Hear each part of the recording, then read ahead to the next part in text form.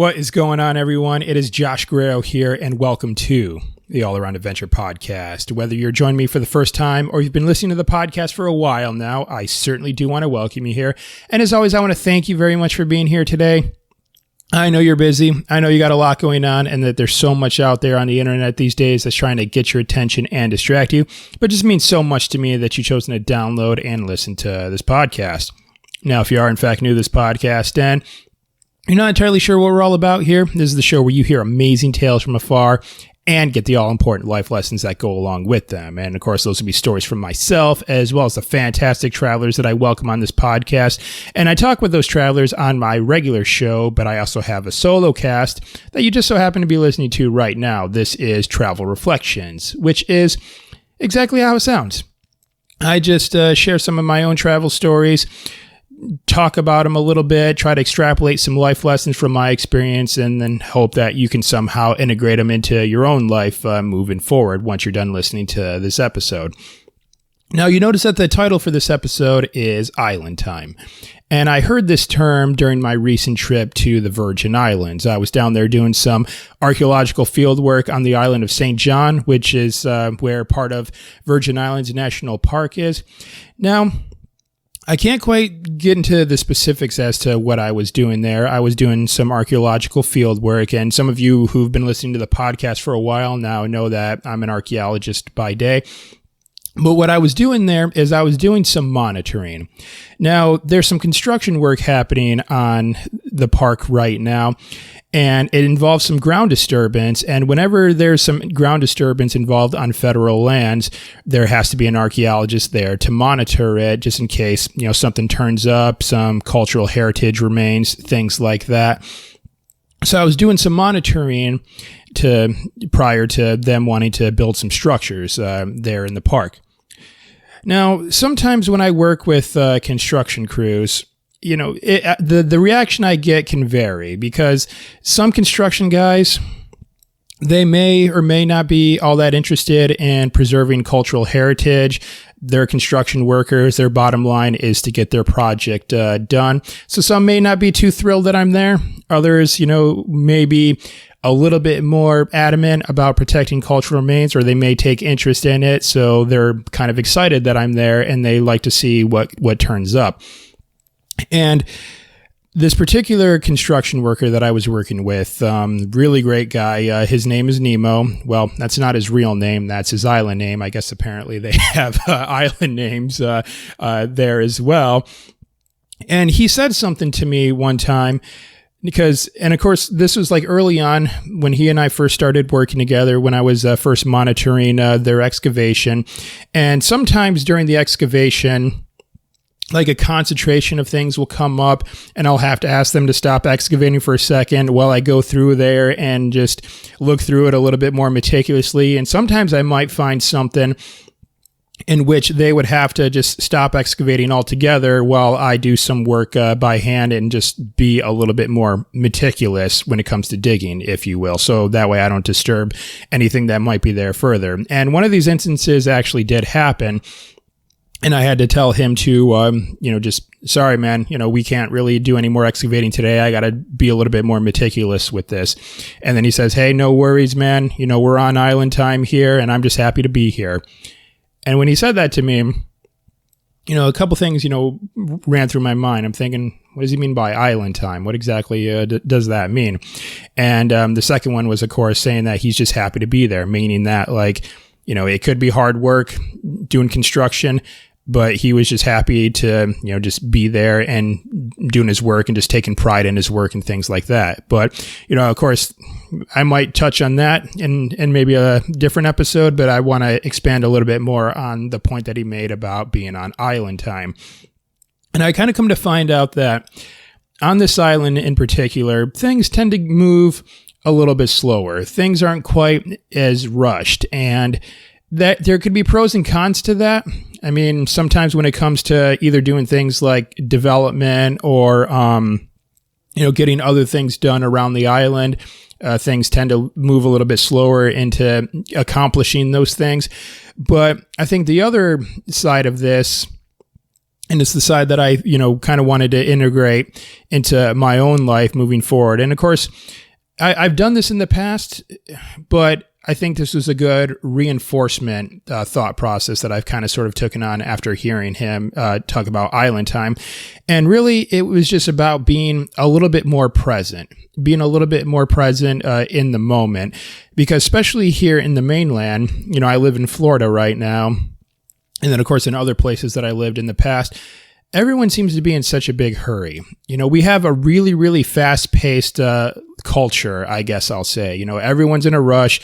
Everyone's in a rush to, eat lunch. Everyone's in a rush to get this and get that. And, I don't necessarily take issue with that. Like I kind of have a go-getter mindset. I like getting shit done and getting shit accomplished and not sort of like, procrastinating on a lot of things. I have a tendency to do that sometimes, but I don't really like to do that. I like to get shit done. But sometimes I've found that in the past, when I'm constantly trying to just go all the time, I miss out on a lot of things. I miss out on, making a phone call to my parents to check in to see like how they're doing. And I miss out on just sometimes making sure that my physical health and wellness is taken care of, missing out on like meditation or missing out on gym sessions because I'm always just go. And I don't really stop to smell the roses, so to speak. And also when it comes to just being present in the actual moment, it's just sometimes I feel like there's so many distractions out there that are constantly, just vying for our attention. You got all these different social media apps now that flood your phone with notifications just saying, look at me, look at me, look at me. And of course, you got all these news outlets that are now on TV 24/7 that are always trying to vie for your attention so they, can mine it to, sell to their advertisers so they can make a little bit more money. And then, of course, you got all these streaming services now that got a gazillion one shows and we're demanding so much from influencers. I can go on and on with this. But when I think about just being present in the moment, and I guess I'm just going to go through a couple of scenarios here about this and what this might look like and what it looks like for me. And I'm sure probably, this is something that you could kind of look on to instances in your own life where maybe you haven't been fully present. But like let's say if I'm talking with my family, like I just had a chance to visit with my parents who came down here to see me in Florida, phone is in the pocket. I'm not checking on social media or anything like that. I'm engaging and I'm talking with my parents.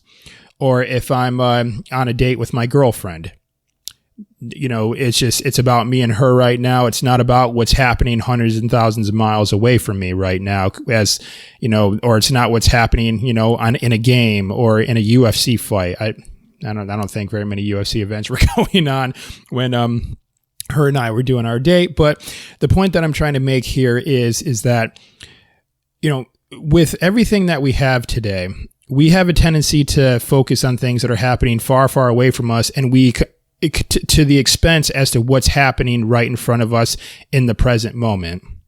I saw that documentary recently, The Social Dilemma, and they had a dramatization about a family who would try to sit down to have dinner together.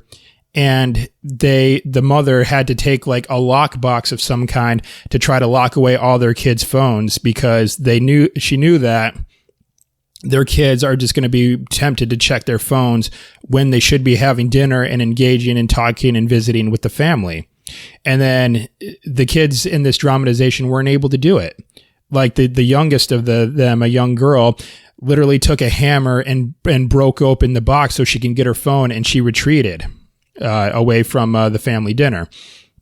So, and then of course that really just down the line, I think when we do that, we're going to miss out on so many opportunities because at the end of my life, looking back on it when I'm like 104, I'm just kind of throwing that number out there that I think I'm going to live for that long. If I'm 104, I'm not going to look back on my life and I'm not going to think to myself, man, that one thing I saw on social media was so funny, or especially when it comes to these things like social media arguments, when people are just bickering back and forth with one another, like some person will say something and then they'll go back and they'll research what that person just said and they'll try to come back with a counter argument. And then lo and behold, they spend hours doing that and it doesn't actually really accomplish anything. It just gets people pissed off at one another. Nothing really gets solved and the problems are still there. But it's like, are people going to look back on their lives and just say, man, I really stuck it to that person on social media? You know, it's like, I think when I look back on my life, it's going to be the moments when, you know, I did something fun and fulfilling, you know, with a loved one, or I went out and I had an amazing experience doing something. And so, and I know that those memories will come because I was deliberate and intentional with being present in the moment. And so I think that's really where this whole idea of being on island time, the term that, you know, Nemo had said to me that one day, I kind of think that's where it sort of comes from. Just being present, having your attention focused, and just, you know, really kind of, I guess, even just focusing on what's like most important. Because, you know, I think sometimes what's going on in the world, I mean, I'm not going to say that that's unimportant, but, you know, it's just, there's not really much I can do about stuff that's happening hundreds and thousands away from me, and it's out of my control. You know, I don't know why I would dwell on something that's completely out of my control. What I can control is how I show up, you know, within my life and those who I have an obligation to serve. It's like, you know, how do I show up in my job? Like when I was actually working in the Virgin Islands, you know, I kept my phone on airplane mode. Well, for one, I couldn't even get a signal out there anyway, so I'd rather keep it on airplane mode so I'm not sapping the battery trying to look for a signal. And so when I'm at work, you know, I'm at work. You know, I'm in the field. I have a job to do. That's where my focus is going to be, so I'm going to be present on doing that. But then when, you know, I'm you know, spending time with my girlfriend, I go into full boyfriend mode. This is what I have to fulfill. I'm going to do it 110% to be the best boyfriend possible. And then, of course, using the example again is when my parents came to visit me, you know, I'm now a son. I'm doing full son mode. Sun mode. That sounds kind of cool. I'm doing full sun mode to be present and spend time with my parents, because considering that, you know, they live in Michigan, I live in Florida, you know, it's not too often that we're going to spend time together. So I'm not going to, you know, take away from that time again to check social media or check the news to see about what's going on hundreds of miles away from where we are. Again, something that I have absolutely no control over. But I was able to control being present in that moment. And it's also being present with your own self time too. Like, are you spending time for yourself, and are you being present to do things like read a book or go exercise in the gym, or to maybe do a meditation session, going for a walk? It's like, if you do those things, is your phone like right next to you, you know, and you're just waiting for a ding or a bell, or you just like picking it up again to check to see how many likes you just got on the Instagram post that you just posted? So, you know, there's a lot of different examples I can go here. There's a lot of deep rabbit holes that I can go down, but I think I'll kind of stop it there for now. I think at this point, you know, given some of these examples, I'm hoping that it's led you to think about, you know, maybe some of the things that you might be doing in your own life. And maybe you can reflect on times where maybe you haven't quite been so present. And maybe you were dwelling on a lot of things that were happening out there in the world that you didn't have any control over. And it took you away from maybe being, you know, present when you were trying to spend time with your family, or maybe present when you were trying to do something for yourself to better yourself, or whatever the case may be. You know, I'll leave that on you to kind of sort of think about.